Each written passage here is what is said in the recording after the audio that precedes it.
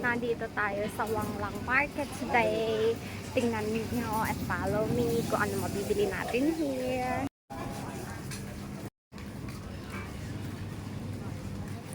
Actually, tourist spot din siya dito. Madaming pupunta dito para mag-cross lang ng boat papunta sa ibang destination. Pero nasikat siya talaga kasi katabi siya ng one of the biggest hospital ng Thailand. So, ang dami talagang pumupunta dito habang nag-aantay ng queue sa hospital, mag-lunch, mag-dinner. Kaya yung mga price niya talaga pang local. Yan ang maganda. Actually, nung araw, ang most binibenta dito is yung mga second hand. Pero nung lately na, mga pagkain mostly ang benta. Tatlo for 100 na damit. Pero makakakita pa rin kayo ng second hand na mga damit. Yan, mga second hand na damit. But remember, super init talaga guys. Open air siya. Wala siyang aircon. Yan. Buo nito puro mga second hand. Yan makikita nyo. May sapatos. May mga damit. Yan. Mga kayong makikita tigda 20 lang dito. Bags. Sapatos. Ang ganda, diba? I-try ko kaya. Ewan ko kung bagay sa akin. Ibili ng mga boots dito kasi ang mumura nila. Second hand sila pero super bago talaga. Minsan nakakakuha ko ng not over 300. So, minsan isang beses mo lang gagamitin pag mamamasyal ka sa abroad.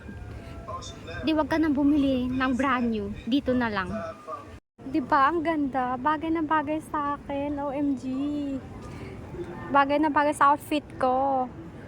Yung pang-arte mo lang ba, napupunta ka sa abroad, isang beses mo lang gagamitin. Oh, honey ha. Kapo na ka. Nakabili na ako, guys. Sushi dito sa Wanglang Market. Isa tong famous na must try dito. Kasi napakamura niya. Tingnan mo naman yung takoyaki, 5 is 30 baht lang. Nyo yung sushi start from 5 baht only. Kaya talagang sikat na sikat po siya dito sa tinapay shop. Wow! Ito, sarap ng mga tinapay nila dito, guys. Yan yung mga meron sila. Ito, super sarap talaga. Pork curry. Ever eat. Salty egg, custard. Pili tayo nito. Sandwich nila, guys.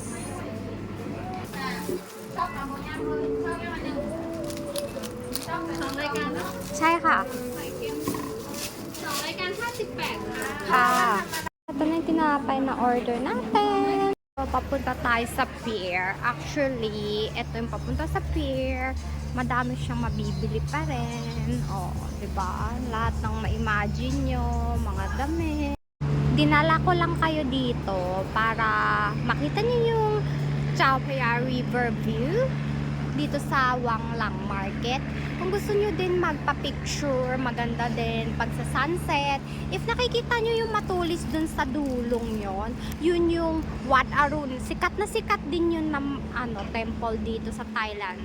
Parang tourist spot din siya. Try ko i-zoom, guys. Yon.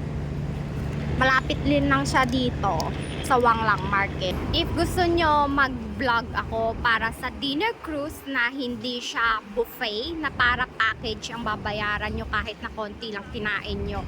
Meron dinner cruise dito na by order lang babayaran nyo. So if you guys want to know about it more, mag-comment, mag-like and share kayo. Sabihin nyo lang sa akin na gusto nyo panoodin or gusto nyo ma-view kung paano pagkain sa cruise na hindi buffet. Ako ang magdadala sa inyo para ma-experience nyo, ma-compare nyo, kung gusto nyong ma-try. Bye!